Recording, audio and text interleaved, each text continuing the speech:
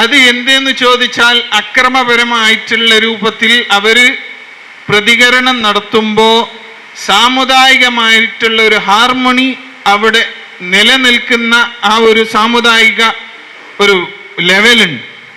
ആ ലെവൽ പോകാനുള്ള അല്ലെങ്കിൽ അവർക്ക് നമ്മോട് വെറുപ്പ് കൂടാനുള്ള ആ ഒരു സാമുദായിക ചുറ്റുപാടിനെ മോശമാക്കുന്ന കാര്യങ്ങളിലേക്ക് പോകുന്നു എന്നുള്ളത് കൊണ്ടും കൂടിയാണ്.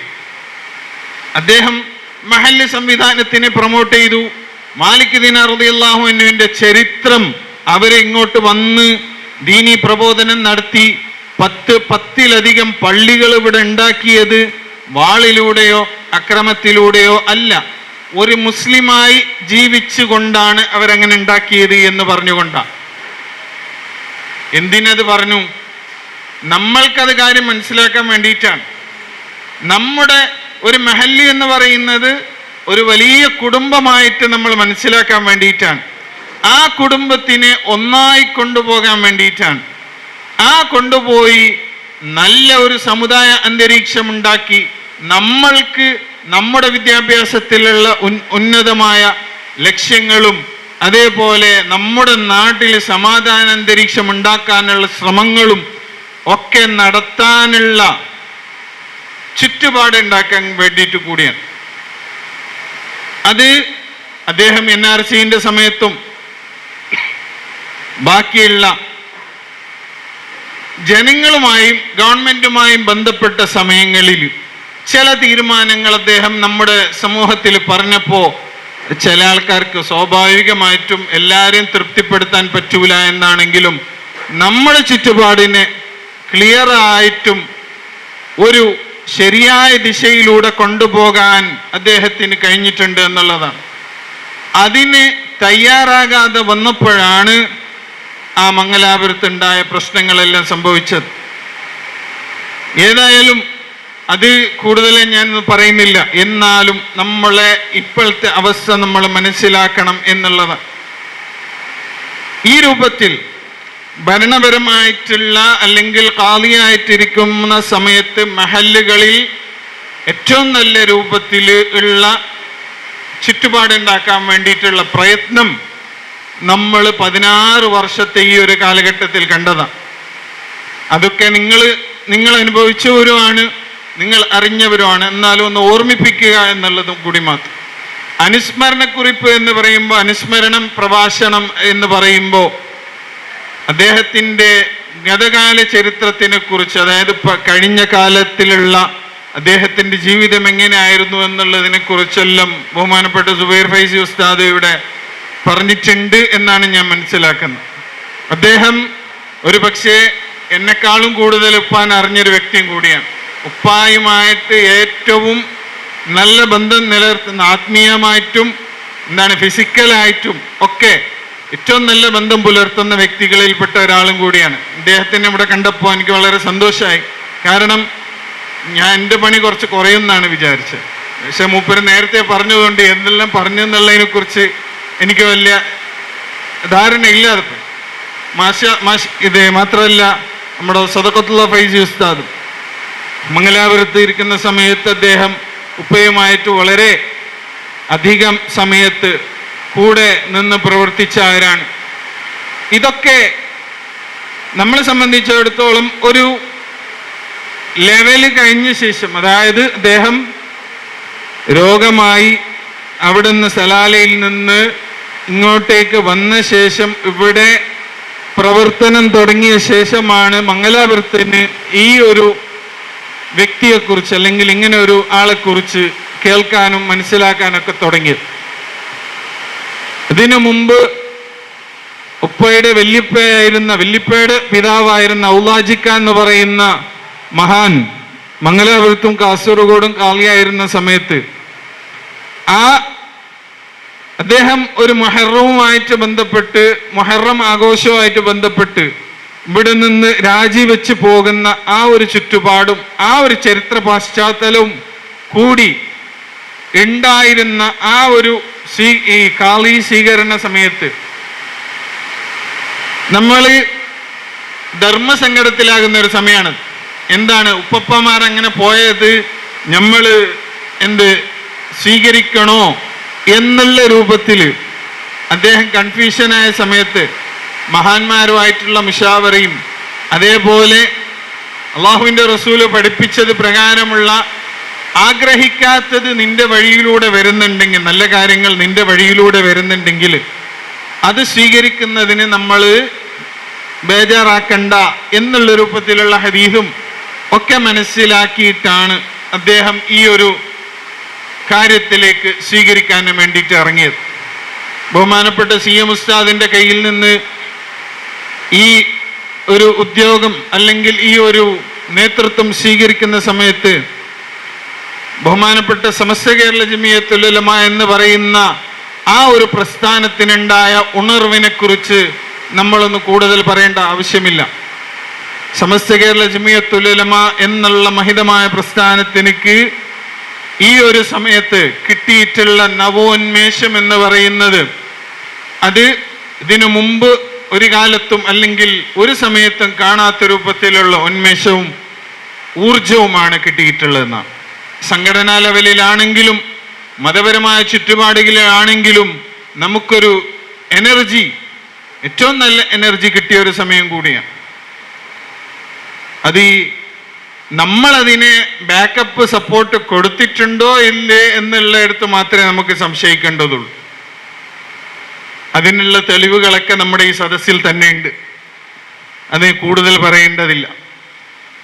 ആ ഒരു രൂപത്തിൽ നമ്മുടെ പ്രത്യേകിച്ച് ഈ നാട്ടിലും അതിൻ്റെ അനുഭവങ്ങൾ ഉണ്ടായിട്ടുണ്ട്. ഈ നാട്ടിലും ഇതിൻ്റെ ചുറ്റുവട്ടത്തൊക്കെ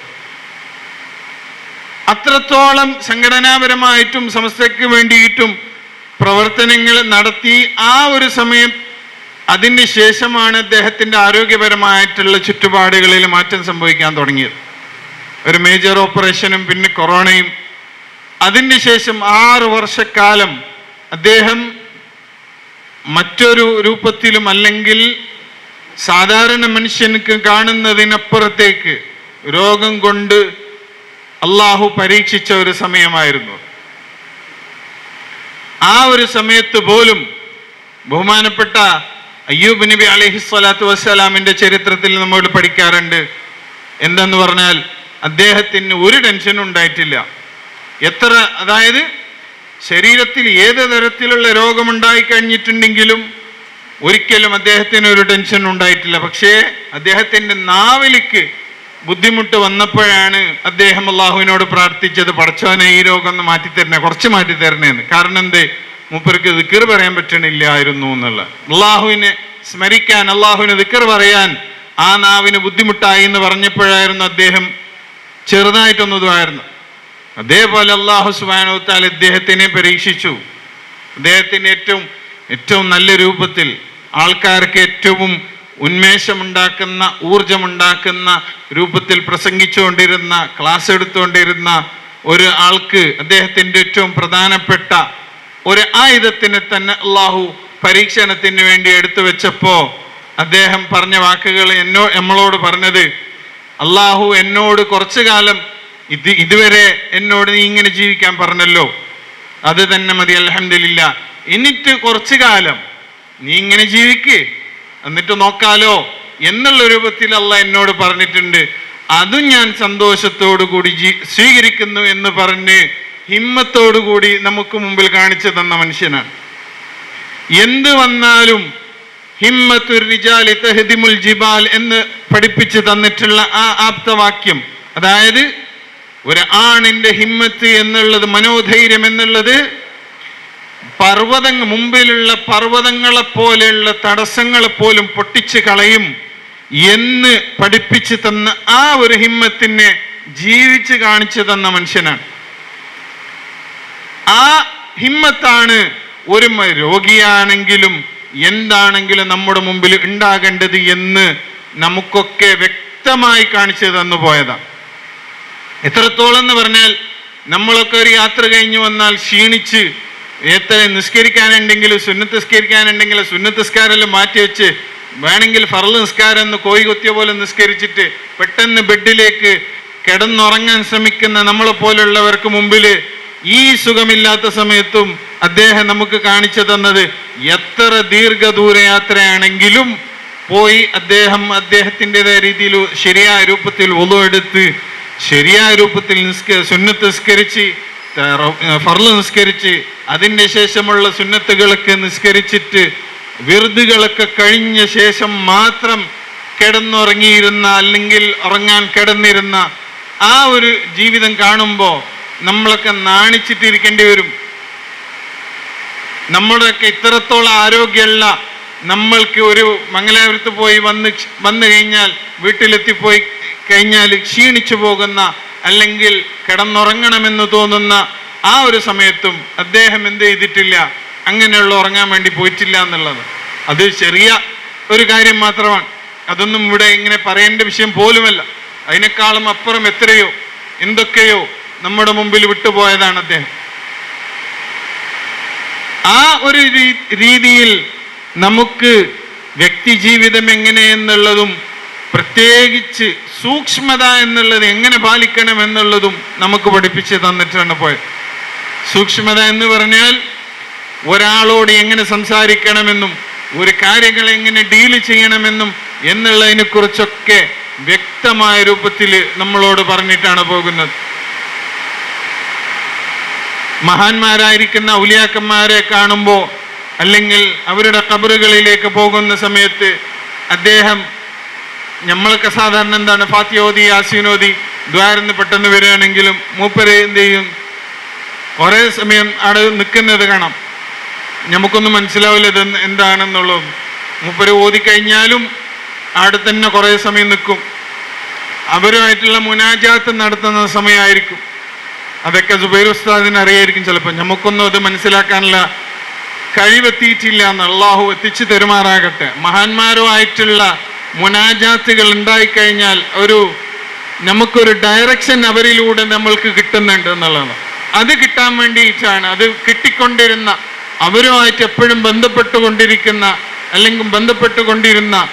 ഏതൊരു കാര്യത്തിനും അവരുമായിട്ട് മുശാവറ ചെയ്യുന്ന അങ്ങനെ ഭാഗ്യം സിദ്ധിച്ച വ്യക്തികളിൽപ്പെട്ട ആളായിരുന്നു എന്നുള്ളത്. അള്ളാഹു അവരുടെ കൂട്ടത്തിൽ നമ്മളെയൊക്കെ പെടുത്തി അനുഗ്രഹിക്കുമാറാകട്ടെ. ഞാൻ കൂടുതൽ പറയുകയല്ല. ഇങ്ങനെയുള്ള അദ്ദേഹത്തിനെ കുറിച്ച് നമ്മൾക്ക് കൂടുതൽ മനസ്സിലാകും തോറും അതിൻ്റെ മധുരം ഇങ്ങനെ കൂടിക്കൂടി വരികയാണ്. ആ മധുരം കൂടിക്കഴിഞ്ഞാൽ ആ റസൂൽ പഠിപ്പിച്ചതുപോലെ അൻത മഅ മൻ അഹ്ബബ്ത എന്ന് പറഞ്ഞ ആ ഒരു രൂപത്തിൽ അള്ളാഹു ആക്കി തരുമാറാകട്ടെ. അദ്ദേഹത്തിനോടുകൂടെ ജന്നാത്തുൽ ഫിർദൗസിൽ റസൂലുള്ളാഹിയോടൊപ്പം ഒരുമിച്ച് കൂടാനുള്ള ഭാഗ്യം നമുക്കും അവർക്കൊക്കെ നൽകി അനുഗ്രഹിക്കുമാറാകട്ടെ. ഈ ഒരുമിച്ച് കൂടിയതുപോലെ അവൻ്റെ ജന്നാത്തുൽ ഫിർദൗസിൽ ഒരുമിച്ച് കൂടാനുള്ള ഭാഗ്യം നമുക്ക് നൽകി അനുഗ്രഹിക്കുമാറാകട്ടെ. ഒരുപാട് ആൾക്കാർ നമ്മളോട് ദുആ ചെയ്യാൻ വേണ്ടി പറഞ്ഞിട്ടുണ്ട്. അവരുടെയൊക്കെ ഉദ്ദേശങ്ങൾ അള്ളാഹു പൂർത്തീകരിച്ചു കൊടുക്കുമാറാകട്ടെ. ഇങ്ങനെയുള്ള ഒരു സദസ്സ്, ആ ഒരു മഹബത്ത് നമ്മുടെ ജീവിതകാലം വരെ, നമ്മുടെ ജീവിതകാലത്തിന് അവസാനം വരെയും ഖിയാമത്ത് നാൾ വരെയും ഈ ഒരു മഹബത്ത് നിലനിർത്താനും അത് അനുഭവിക്കാനും അല്ലാഹു തൗഫീഖ് നൽകുമാറാകട്ടെ എന്ന് മാത്രം പ്രാർത്ഥിച്ചുകൊണ്ട് എൻ്റെ 2 വാക്കുകൾ നിർത്തുന്നു. വആഖിറു ദഅവാനാ അനിൽ ഹംദുലില്ലാഹി റബ്ബിൽ ആലമീൻ. വസ്സലാമു അലൈക്കും വറഹ്മത്തുള്ളാഹി വബറകാതുഹു.